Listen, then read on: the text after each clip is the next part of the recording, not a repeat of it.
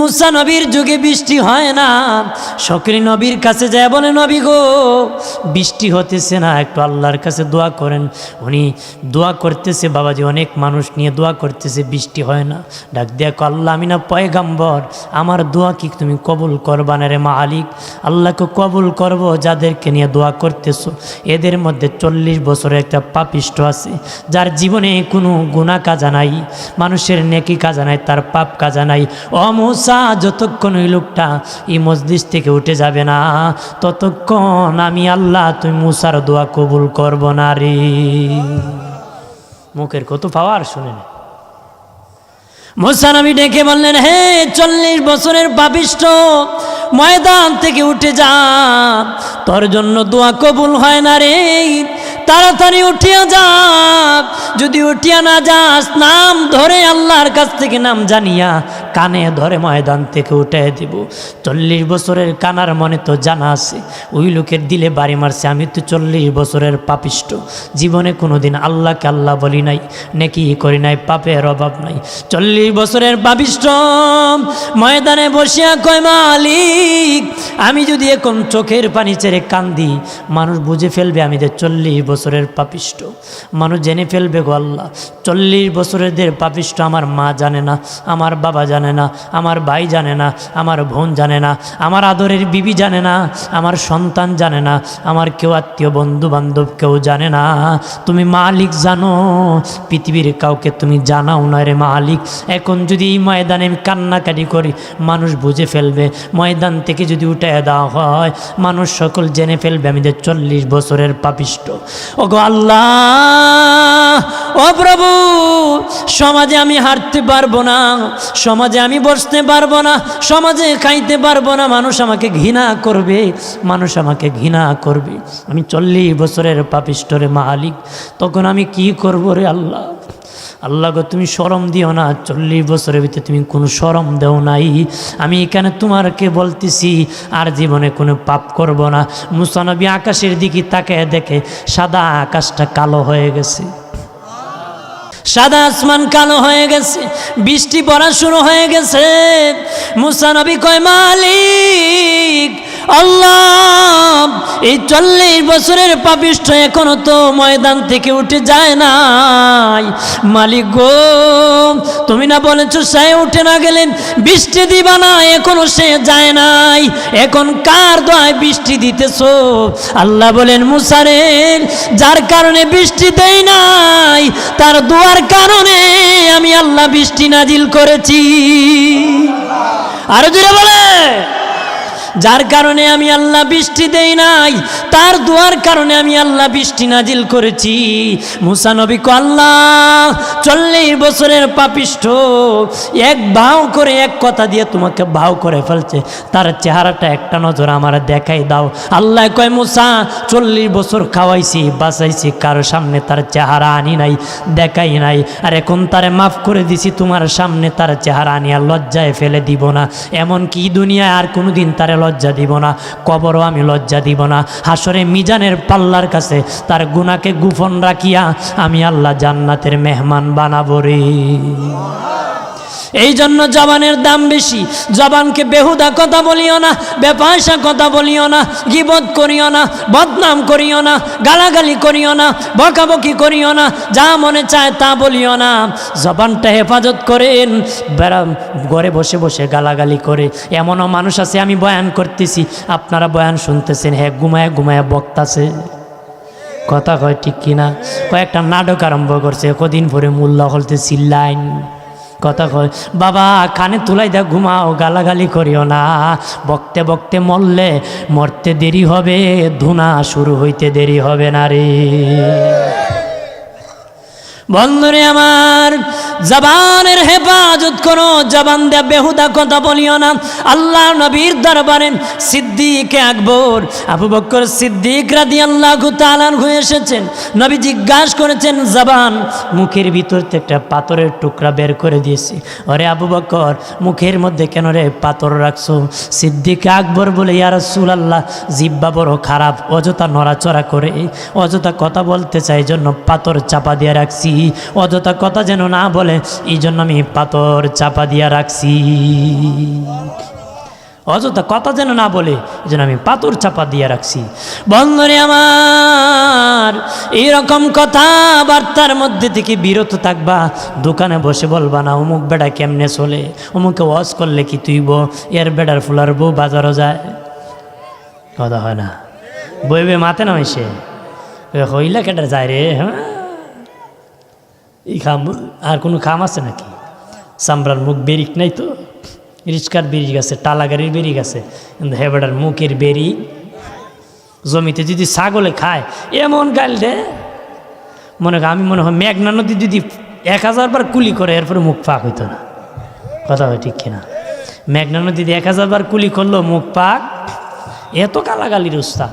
But একবার শুরু করলে দ্বিতীয়বার আর এই গালি দেওয়া লাগে না, ওটুই মগস্ত। আপনি কি মনে করেন আমার মগস্ত নাই? এই গালি কি মগস্ত করতে মাদ্রাসা স্কুলে পড়া লাগে নাকি? এটা ওটুই মুখস্থ হয়। এই জন্য মুখস্থ আছে বলে বলা লাগবে, বলা যাবে না আমি রসুলের উম্মত, কথা বলেন। 2 নম্বর পেকেজে 2 নম্বরে বলেছিলাম 2 কান, মুখ আর লজ্জাস্থান। মুখ ছেড়ে দিলাম, এবার লজ্জাস্থানের আলোচনা করি। মুখ নরম জায়গা, হেফাজত করেন, হেফাজত করেন, হেফাজত করেন। দ্বিতীয় লজ্জাস্থানের হেফাজত করেন। এটা বড় শক্ত জায়গা, নরম জায়গা, শত্রু আক্রমণ করে। দিনের নবী বলেন, হে বাবা সাহাবীরা, তোমাদেরকে নিয়ে আমি বদর উহুদের জেহাদ করেছি, বদর উহুদের জেহাদ করেছি। এবার সবচেয়ে বড় জেহাদ করব নফসের জেহাদ। নফসের জেহাদ হলো সবচেয়ে বড় জেহাদ। নবী বলেন বদর উহুদের জেহাদের চেয়ে আরও বড় জেহাদ। নবী বলেন বাবা সাহাবীরা, তোমাদেরকে নিয়ে আমি নফসের জেহাদ করব রে, এই জেহাদ করব, বদর উহুদের জেহাদের চেয়ে আরো বড় জেহাদ। লজ্জাস্থানের হেফাজত করো, হেফাজত করো। আর যদি এই লজ্জাস্থানের হেফাজত করতে হয়, চোখের হেফাজত করতে হবে, চোখের হেফাজত। চোখ হলো এমন একটা যেটা ক্যামেরার ফিতা, ক্যামেরার ফিতা হবিগঞ্জে যে গেছে, ব্যাংক কোথায় আছে, কোর্ট মসজিদ কোথায় আছে, কোর্ট কোথায় আছে, বাবাজি কোন জায়গায় কোনটা আছে, সেটা এখানে বসে বসে বলতে পারে, কারণ তার ক্যামেরা রেকর্ড করে ফেলছে হবিগঞ্জের চোখের ফিতা। যে নবীগঞ্জে জীবনে যায় নাই, তার ক্যামেরায় রেকর্ড হয় নাই। এই জন্যই লজ্জাস্থান থেকে রক্ষা পাওয়ার জন্য চোখের হেফাজত করতে হবে। চোখ নিচের দিকে তাকায় তাকায় হাঁটতে হবে। ডানে তাকালে হবে না, বামে তাকালে হবে না, সামনে তাকালে হবে না, পিছনে তাকালে হবে না। এক বেচারা কয় ভালো লাগে না, কয় কেন ভালো লাগে না, কয় ডানে তাকাইছি 7 জন, বামে তাকাইছি দেখি 6 জন, পিছনে তাকাইছি মহিলা 4 জন, সামনে তাকাইলাম দেখি আর 3 জন। যন্ত্রণার টেলা বেড়া আসমানের দিকে তাইছে, আসমানের দিকে তাকাইছে, জানালার ফাঁক দিয়া ডাকে আরো একজন। কিছে এটা জানালা ফাঁক দিয়ে আরেকজন ডাকে। তুমি ডানে কেন তাকাও? ডানে তাকাইলে সমস্যা হবে, এই জন্য আল্লাহ বলেছেন ডানে তাকাইও না। আল্লাহ আগেই জানেন বামে তাকাইলে সমস্যা হবে, বামে তাকাইও না। সামনে তাকাইলে সমস্যা হবে, এই জন্য আল্লাহ বলেন তাকাইও না। পিছনে তাকাইলে সমস্যা হবে, এই জন্য আল্লাহ বলেন তাকাইও না। উপরে তাকাইলে সমস্যা হবে, এই জন্য আল্লাহ বলেন তাকাইও না।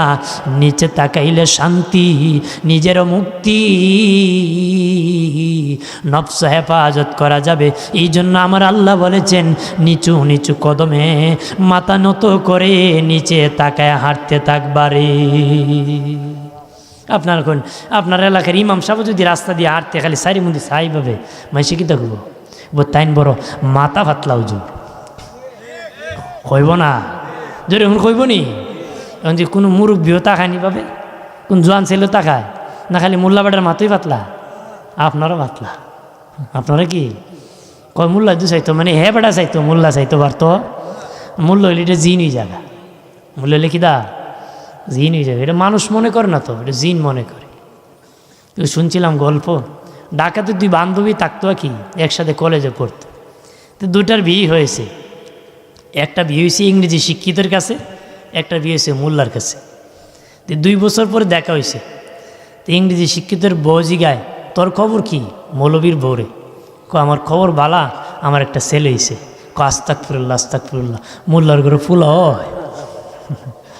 এটি ভাবছিল মৌলবী আর কোনো কাম পারে, বাচ্চাই তো করতে গিয়া আস্তাগফিরুল্লাহ, মানে জুব্বা দেখছো তো মনে করছে এটা জিন হয়ে গেছে, আর কোনো কাজের রয়েছে। তো এ তো বাঁকার দিকে তাকাইবে না, আজ কবর যে ফিরিস্তা জিগা বেঁচতে করলা কেন কইবানি মোল্লা কইছি বলে কামাইতো না তো, নিজের হিসাব নিজে দিতে হবে, নিজের চেহারার দিকে নিজে একটু তাকাতে হবে। বেটা কয় ছেলে বিয়ে করবে কি, কালা মেয়ে বিয়ে করিত না, খালাটা বিয়ে করিত না। হুজুর দোয়া করুন, আমার একটা মেয়ে আছে কালা, বিয়ে হয় না। আর এই তুই কালা বিয়া করাইতা, আর নিজের মেয়ে বিয়ে দিতে পারে না, দোয়া চায় আর কালা আর আনত। আমার প্রাণের বাবাজি খেয়াল করেন, এই লজ্জাস্থান থেকে জিনা হয়, জিনা জিনা এমন অপকর্ম, এই জিনার দ্বারা জাহান্নামের শাস্তি ভোগ করতে হয়, জাহান্নামের শাস্তি।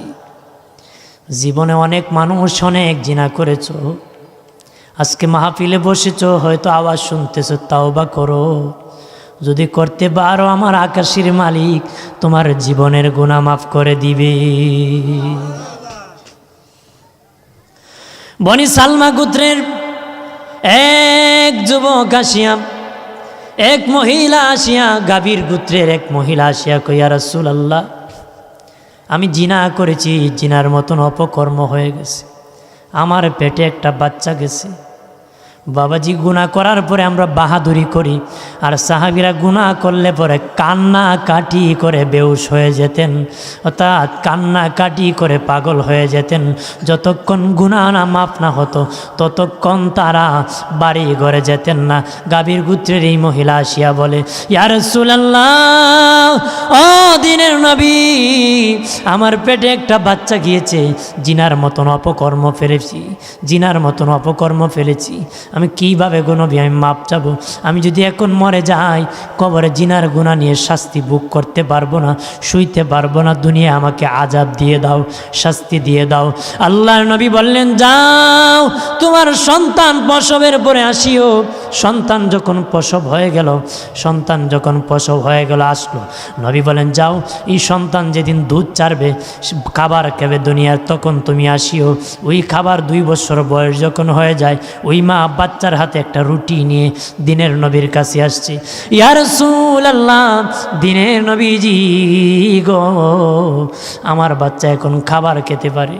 নবী, জানি না কোন সময় আমি মরে যাই গো নবী, এই জিনার গুনাহ নিয়ে কবর গেলে শুইতে পারবো না, জাহান্নামের আগুন শুইতে পারবো না, দুনিয়ায় যে শাস্তি, ওই শাস্তিটা আমাকে দিয়ে দাও গো নবী, আমি জানি না কোন সময় দিয়ে মরে যাই, তাড়াতাড়ি বিচার করেন। আল্লাহ নবী এই মহিলার কুল থেকে বাচ্চা নিয়ে একজন আনসারীর কুলের মধ্যে দিয়ে বললেন, তাকে রজম পাথর মারা হবে, অর্ধ গর্তের মধ্যে ফেলে মাথার মধ্যে পাথর মারা হবে, পাথর মেরে মেরে তাকে দুনিয়ার থেকে বিদায় করে দেওয়া হবে। জিনার শাস্তি হলো পাথর মেরে মেরে তারকে উড়িয়ে দুনিয়ার থেকে বিদায় করে দেওয়া হবে। ওই মহিলাকে যখন পাথর মারা শুরু হয়ে গেল, পাথর মারতে মারতে মারতে মারতে আমিরুল মুমিনিন খলিফাতুল মুসলিমিন ওমর ফারুক রাদিয়াল্লাহু তাআলা আনহু একটা পাথর মারলেন, মহিলার কপালটা ভেঙে চুরমার হয়ে কিছু রক্ত আসিয়া হযরত ওমরের শরীরের মধ্যে পড়ে গেল। আমিরুল মুমিনিন একটু রাগান্বিত হয়ে গেলেন, গুসা হয়ে গেলেন রক্ত পড়ার কারণে। ওই মহিলা শহীদ হয়ে গেল। আল্লাহর নবী নিজে তার জানাজার ইমামতি করলেন। আর আমার দিনের নবী ওমর ফারুককে ডেকে বলেন, ওমর, তুমি তাকে ঢিল মারিয়া কপাল যখন ফেটে গিয়েছিল, তোমার শরীরে রক্ত পড়ার কারণে তুমি গুসা হইছ। এই মহিলা কত ইখলাস নিয়ে আমার কাছে এসেছে, সে জানে জিনার গুনাহ হলো মাথা উড়াই দিব, জীবন্ত তাকে শেষ করে দিব। এই জীবনে প্রকাশ্যে তাকে ঢিল মারা হবে, পাথর মেরে মেরে শেষ করে যাবে। এই জানার পরও এই মহিলা আমার কাছে এসে গিয়েছে, তার কবরের আযাব শুইতে পারবে না, জাহান্নামের আযাব শুইতে পারবে না। এত বড় ইখলাস নিয়ে আমি নবীর কাছে এসেছে, দুনিয়ার থেকে শাস্তি নিয়ে যাবে, কবরের শাস্তি ভোগ করতে পারবে না। ওরে ওমর, তুমি গুসা হয়েছ। ওই মহিলা এত বড় ইখলাস নিয়ে তওবা করেছে, তার এই তওবার কারণে তার দ্বারা 70 জন গুনাহগারকেও আমার আল্লাহ মাফ করে দিবে। এত বড় ইখলাস নিয়ে সে আমার কাছে এসেছে, তাকে আল্লাহ মাফ করবে না, তার কারণে আর 70 জনকে আল্লাহ মাফ করে দিবে। আরো জোরে বলে, এই জন্য গুনাহ হওয়ার পরে তারা বেহুশ থাকতেন, আর আমরা গুনাহ করার পরে বাহাদুরি করি। কথা হয় না, জোরে বলে না। এবারে আমি বড় চালাক, ওই একটা না দুইটা না 99 খান কাম করছি। ও তুই বেটা একটা দুইটা ধরা খাইলিস, এ বড় চালাক। এমন চালাক ধরা খাইছে এমন জায়গায় যে গেছে আরো 200 খানো। মরছি জনমের মরা, ইডি তোর শিক্ষা, জীবনের পারিবারিক শিক্ষা রে, এটাই শিক্ষা। এমন জায়গায় ধরা খাইবা আর ছুটে আইতে পারবা? মরছো তো মরছো। কথা বলে লোভে পাপ হয়, পাপে জানি কি হয়? ধরে এটা কইতে রাজি না। হ্যাঁ, লোভ করা ভালো না খারাপ? হ্যাঁ, কিন্তু আমরা লোভের জিন্দিগি কাটাইছি। লোভ করলে বাবাজি নবী ঈসা আলাইহিস সালাম সফরে যাবেন, সঙ্গ নিলেন একজন ইহুদি। ভাবলেন ইহুদি হলে কি হবে, সাথে থাকতে ভালো হয়ে যেতে পারে। 3টা রুটি নিয়ে রাস্তা দিয়ে রওনা করছে। কয়টা? 3টা রুটি নিয়ে রওনা করছে। বাবাজি 2টা রুটি 2 জনে খাইছে, একটা রুটি ঈসা নবী কয় ব্যাগের ভিতরে রাখো, সকালবেলা ঘুম থেকে উঠে 2 জন মিলে খাবো। ইহুদি তো পেটে বেশি খানি লাগে, লোকে নবী ঘুমাইছে পরে কে ফেলছে। নবীর ঘুম আর আমার ঘুম তো এক না। ঈসা নবী ঘুম থেকে দেখছে রুটি দিয়ে ইহুদি খাইছে। সকালবেলা ঘুম থেকে উঠিয়া কয় ইহুদি রুটি কই? ইহুদি ব্যাগের চেইন খুলে রুটি খুঁজে খুঁজতে কয় নবী রুটিরই পাই না। কয় পাও না? কয় না নবী রুটি পাই না। হাঁটতে হাঁটতে নবী একটা নদী পাইলেন। বাবাজি ইহুদি কয় নবী নদী কেমনে পার হব? ঈসা আলাইহিস সালাম কয় চক্ষু মুজ, আমি যখন বলবো তখন তুই চক্ষুটা খুলবে। চক্ষু খুলেছে, ঈসা নবী আল্লাহর হুকুমে পার হয়ে যায়। নদী পার হয়ে ওই পার চলে গেছে। এবার ঈসা নবী ডেকে বলে, এই ইহুদি বলো রে, যেই খুদা বিনা নৌকায় নদী পার করে দিছে, ওই খুদার কসম খায় কর রুটি দেখছত নি? আল্লাহু আকবার বলে না।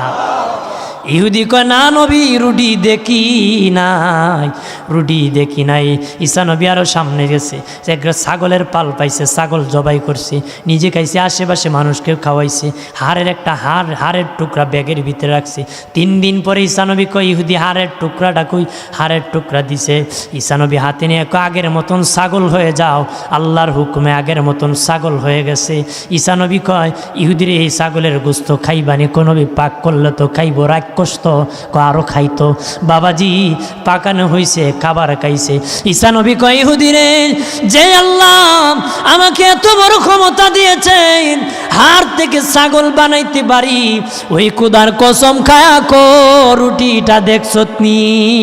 ইহুদি আবার কয় না নবী আল্লাহর কসম রুটি আমি দেখি নাই। কত বড় ফাক্কা মানুষ। ঈসা নবী কয় বুঝছি তুই 3rd ক্লাস। সামনে গেছে একটা মাটির স্তূপ করেছে, 3টা মাটির স্তূপ করে 3 চাক্কাকে কয় আল্লাহর হুকুমে স্বর্ণ হয়ে যায়। ইহুদি মানুষ তো টাকার লোভী, কোনো স্বর্ণ কাল লাগিয়া।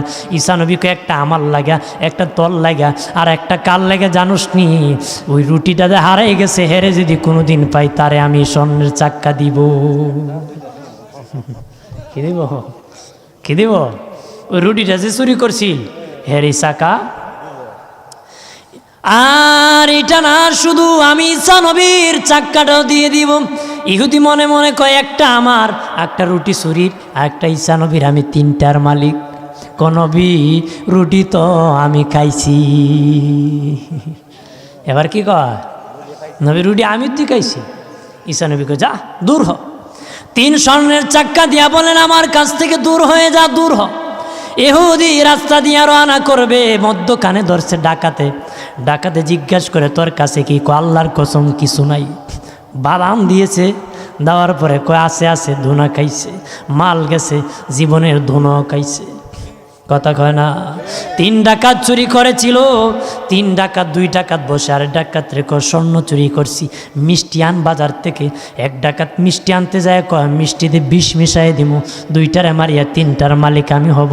2টায় যুক্তি করে আসলে মেরে ফেলবো, মারলে 1.5 2 জনে মিলে 3টা। লোভে পাপ হয়, পাপে মরণ হয়। লোভ করিও না, লোভ যদি বেশি করো দুনিয়ায় থাকতেই মরণ হবে রে। আমার প্রাণের বাবাজি খেয়াল করেন, গুনাহ হওয়ার পরে তওবা করেন, আল্লাহর কাছে ক্ষমা চান। লজ্জাস্থান, দুর্বল জায়গা গুনাহ হয়ে গেছে, এখনো সময় আছে, ক্ষমা চাও। আমরা তো মানা আলাইহি ওয়া আসহাবি, সাহাবীদের জামাত, ওই জামাত আমাদের সাহাবীদের জামাত, আহলুস সুন্নাহ ওয়াল জামাত। আমরা দেরি নয় তাদের জামাত, গুনাহ হলে মাপ চাইতে হবে। একজন সাহাবী নবীর কাছে আসিয়া বলে, ইয়া রাসূলুল্লাহ, ধ্বংস হয়ে গেছি নবী, ধ্বংস হয়ে গেছি। ইয়া রাসূলুল্লাহ, কি ধ্বংস হয়েছে ইয়া রাসূলুল্লাহ? আমি দিনের বেলা রোজা রেখে বিবির সাথে সহবাস করেছি গো নবী। ইয়া রাসূলুল্লাহ, আমি ধ্বংস হয়ে গেছি, আমি কিভাবে ক্ষমা চাবো? নবী বলেন, 2 জন গোলাম আজাদ করে দিবা, 2 জন গোলাম আজাদ করে দিবা। সে কো, আমি এত গরিব মানুষ, গোলাম নাই, আজাদ করতে পারবো না। নবী বলেন, 60 জন মিসকিনকে খাওয়াবা। আবার তৌফিক নাই 60 জন মিসকিনকে খাওয়ানোর। নবী বলেন, 60টা রোজা রাখবা। ওই লোক, ইয়া রাসূলুল্লাহ, আমি এত গরিব, প্রতিদিন মানুষের বাড়ি কাজ করতে হয়, আমি 60টা রোজা রাখতে পারবো না। আল্লাহ নবী বললেন, এ ইহুদি, তুমি এখানে বসে থাকো। ইহুদি বসে আছে, ইয়া রাসূলুল্লাহ, বাড়ি যাব না। গুনাহ নিয়ে যদি এখন বাড়ি যাই আর মালাকুল মউত এসে যায়, এই গুনাহ নিয়ে কবরে গেলে কেমনে আমি শুইতে পারবো? আদালতে কেমনে আমি বিচার দিব? আল্লাহর আদালতে কেমনে দাঁড়াবো? নবী, গুনাহ মাফের ব্যবস্থা করো, গুনাহ মাফের ব্যবস্থা করো। আমার দিনে নবী কিছুক্ষণ পরে একজন মহিলা কিছু আঙ্গুর ফল দয়াল নবীর দরবারে তাবারক হিসেবে পাঠিয়ে দিছে। নবীজি কিছু আঙ্গুর ফল হাতে নিলেন, আর ওই সাহাবীকে ডেকে বললেন, নে ওই আঙ্গুর ফল যাও মদিনার অলিতে গলিতে যত ফকির মিসকিন আছে তাদের মধ্যে বন্টন করে দাও, তাহলে তোমার রোজার কাফারা আদায় হয়ে যাবে। ইহুদি ডাক, এই সাহাবী ডাক দিয়া বলে, ইয়া রাসূলুল্লাহ, ওগো দিনের নবী, এই মক্কার অলিতে গলিতে আমার সে ফকির, আমার সে মিসকিন আর কেউ নাই গো।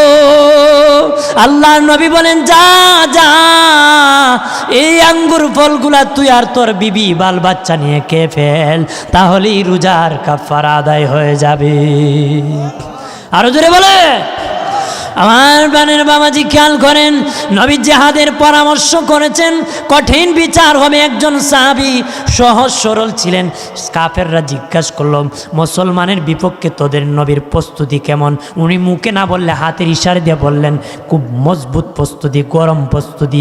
এরপরে মনে মনে ভাবলেন, এটা মুসলমানের গোপন খবর আমি ফাঁস করে দিয়েছি, আমি বড় অন্যায় করেছি, আমি বড় পাপ করেছি। ওই সাহাবী মসজিদ নববীতে, আল্লাহ নবীর মসজিদ নববীর এক কুঠির সাথে তার হাত 2টা বেঁধে আছে।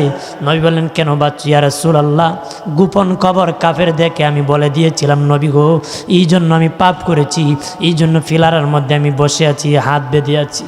আল্লাহর নবী বলে, কেন খবর দিলা?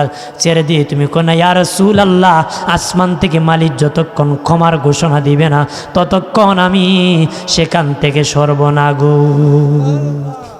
আর আসতে হবে, বাঙালি উল্টো, আসতে খুলে জোরে খুলে, যদি কই ইন্দি যাইও না, কই ইন্দি যাই হদা না, জোরে ক। আমার প্রাণের বাবাজি খেয়াল করেন, ভালো করে।